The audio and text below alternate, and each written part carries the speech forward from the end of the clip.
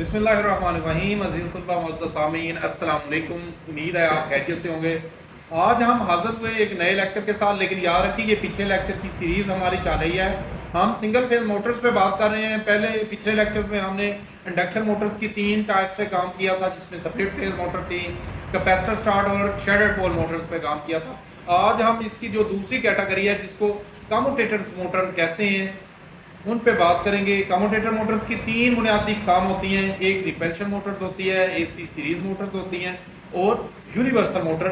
Universal motor का बहुत जगहों पे इस्तेमाल होता है, इंडस्ट्री में भी और हमारे छोटे छोटे हालात में काफ़ी जगहों पे यूनिवर्सल मोटर का इस्तेमाल होता है। तो आज के लेक्चर में हम repulsion types Motors, AC series motor, universal motor, तीनों की बनावट पे बात करेंगे और आपको स्लाइड्स के जरिए बताएंगे कि सिंगल फेज मोटर्स ये वाली कहाँ कहाँ पे इस्तेमाल होती हैं।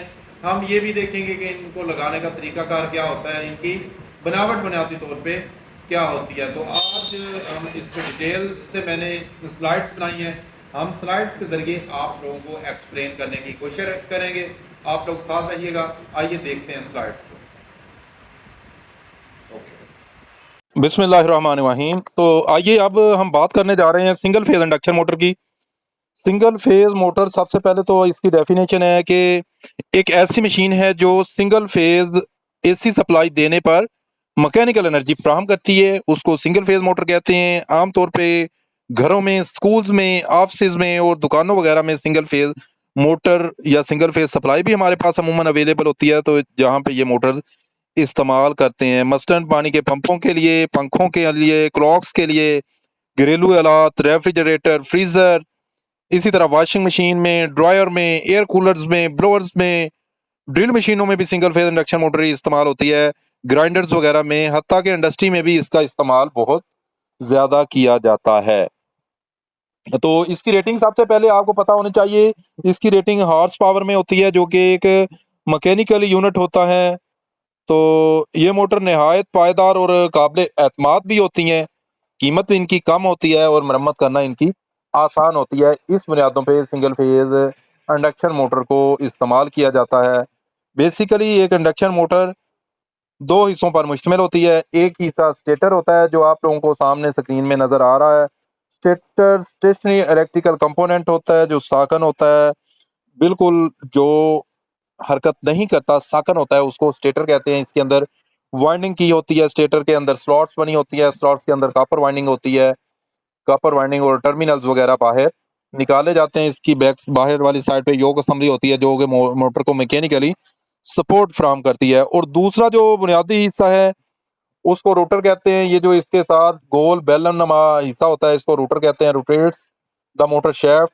रोटर का काम होता है मोटर शैफ्ट को घुमाना, और मुकम्मल जो मैकेनिकल पावर मोटर से हम हासिल करते हैं, वो रोटर के जरिए बाहर शैफ्ट पे आती है, और शैफ्ट से हम अपने जो है इसमें कीमती काम जो होते हैं, जो अपने लिए हेल्पफुल काम होते हैं, वो लेते हैं।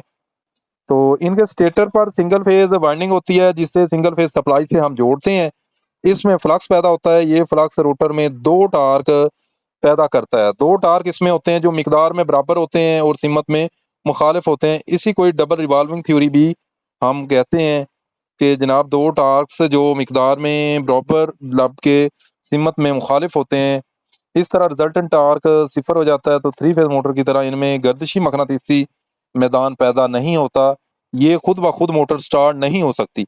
अब इन मोटर को सेल्फ स्टार्ट बनाने के लिए मुख्तलिफ तरीके इस्तेमाल किए जाते हैं, जिनकी बिना पे हम इनको कह सकते हैं इनकी मजीद इकसाम है। ये आप लोगों के सामने दूसरा भी इंक्लोजर दिखाया गया है, जिसमें रोटर शाफ्ट दिखाई गई है, क्रॉस कट है। फिर आपको स्टेटर भी नज़र आ रहा होगा एरो के निशान से बाहर, जो वाइंडिंग की होती है, उसके अंदर रोटर है, और हल्का सा रोटर और स्टेटर के दरमियान एयर गैप हम रखते होते हैं। पार्ट्स इसके आ गए, स्टेटर है, बाहर वाला पार्ट रोटर दिखाया गया है। फिर रोटर के साथ रोटर को और स्टेटर को जो फिक्स किया होता है, दरमियान में बेरिंग रख के फिक्स किया होता है, ताकि स्टेटर एक साकन हिस्सा है जो उसको रोटर को सपोर्ट भी फ्राहम करता है, बाहर वाली असम्बली। तो रोटर ने घूमना होता है, तो शाफ्ट के जरिए बाहर मैकेनिकल पावर देनी होती है, तो दरमियान में बेरिंग्स वगैरह लगाए जाते हैं। अलग अलग पार्ट्स आप लोगों के सामने नज़र आ रहे हैं, जिसमें फ़ैन एंड पे लगाया जाता है। फ़ैन के साथ आप देखें कास्ट आयरन फ्रेम है, फ्रेम के साथ माउंटिंग होल्स बनाए गए हैं नीचे जिसके ज़रिए मोटर को फिट किया जाता है। और इसी तरह फील्ड वाइंडिंग दिखाई गई है। इसी तरह सा रोटर दिखाया हुआ है, रोटर स्लॉट्स दिखाई गई है। रोटर के अंदर हमने एल्युमिनियम या कॉपर बार डाली गई है, इसलिए उसकी वाइंडिंग आपको नज़र नहीं आएगी। बेरिंग दिखाए गए हैं, बाहर निकाल के असम्बली बिल्कुल वाज़े दिखाई गई है। नेक्स्ट है मोस्ट कॉमन मोटर इंडस्ट्री में एडवांटेज इसके क्या है। सिंपल डिज़ाइन होता है, सिंगल फेज इंडक्शन मोटर का एक्सपेंसेस नहीं होती, सस्ती होती है। वेट इसका कम होता है, पावर ज़्यादा ले सकते हैं, मेंटेन करना आसान होता है और कनेक्शन करना भी आसान होते हैं इसके। नेक्स्ट हमारे पास है कि ये वर्क कैसे करती है। Electricity supply to stator, stator को हम जब सप्लाई देते हैं तो वहाँ पे एक मैग्नेटिक फील्ड जनरेट होता है जो मोटर के स्टेटर के गिर्द घूमता है। करंट इंड्यूस्ड होता है रोटर में। रोटर एक दूसरा मकनातीसी फील्ड पैदा करती है जो पहले स्टेटर मैग्नेटिक फील्ड की मुखालफत करती है। इस तरह से उन दोनों की जब आपस में फ्लक्सेस टकराते हैं तो उनके नतीजे में एक ऐसी वहाँ पे फोर्स पैदा होती है जो मोटर को घुमाने का बायस बनती है। ये इस तरीके से इंडक्शन मोटर काम करती है। सिंगल फेज इंडक्शन मोटर एक स्टेटर वाइंडिंग पे मुश्तमिल होती है, एक पावर सप्लाई हो, सिंगल फेज पावर सप्लाई दी गई है। स्कल गेज रोटर बनाया जाता है। स्कल गेज रोटर से मुराद कि इसके अंदर एल्यूमिनियम बार्स डाली जाती हैं और ये गिलहरी के पिंजर की तरह होता है। तो इसके लिए हमें चाहिए होता है स्टार्ट करने के लिए हमें, क्योंकि ये आपको पहले भी मैं बता चुका हूँ कि ये सेल्फ स्टार्टर नहीं होती मोटर सिंगल फेज। तो इनको स्टार्ट करने के लिए हम या तो डिवाइस लगाते हैं या इसके अंदर वाइंडिंग के अंदर कुछ इस तरह से ऐड करते हैं, लाइक शेडेड पोल कर देते हैं या इसको स्प्लिट फेज बना देते हैं, कैपेसिटर स्टार्ट मोटर बना देते हैं। उसके ज़रिए से हम इनको इस्तेमाल कर सकते हैं। नेक्स्ट हमारे पास शेडेड पोल मोटर आई है। तो शेडेड पोल मोटर के अंदर शेडेड बैंड वो चढ़ाए होते हैं आधी वाइंडिंग पे, जिसकी वजह से वो हमें एक फेज दो फेज सप्लाई में उसको तब्दील कर दिया जाता है शेडेड पोल की सूरत में।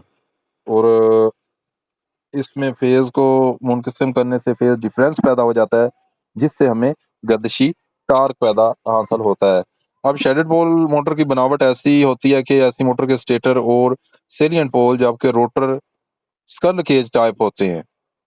ठीक है, स्टेटर के पोल्स बनते हैं और रोटर स्कल केज टाइप के होते हैं। पोल पथरीदार भी बनाए जाते हैं। हर पोल के तकरीबन 1/3 हिस्सा पर एक झरी डाल दी जाती है जैसा कि आपको शक्ल में नजर आती है। इस तरह पोल के 1/3 हिस्सा और एक बड़ा हिस्सा 2/3 हिस्सा में दो हिस्सों में तकसीम कर दिया जाता है। पोल के छोटे हिस्से पर शॉर्ट सर्किटेड तांबे का रिंग या पत्थरी चढ़ा दी जाती है, तो जिसकी वजह से ये शेडिंग कॉइल इसको कहते हैं। इस छोटे हिस्से को शेडेड पार्ट और दूसरे बड़े हिस्से को गैर शेडेड पार्ट रखते हैं, तो जिसकी वजह से इनके अंदर फ्लक्स दो तरीकों से बढ़ जाता है जहां से हमें जनाब फेज डिफरेंस पैदा होता है और जिससे एक गर्दिशी टार्क हासिल होता है। तो ये तो था कि सिंगल फेज इंडक्शन मोटर की कंस्ट्रक्शन, इसको स्टार्टिंग का तरीका और असूल। अब हम अगले लेक्चर में इसकी फर्दर जो दो टाइप्स तीन रहती हैं उनके ऊपर डिस्कस करेंगे इंशाल्लाह। अपना बहुत सा ख्याल रखिएगा। मिलेंगे अपने नेक्स्ट लेक्चर में। अगर किसी चीज़ की समझ ना आई हो तो आप लोग कमेंट सेक्शन में ज़रूर बता सकते हैं ताकि हम आपके सवालात के जवाब दे सकें।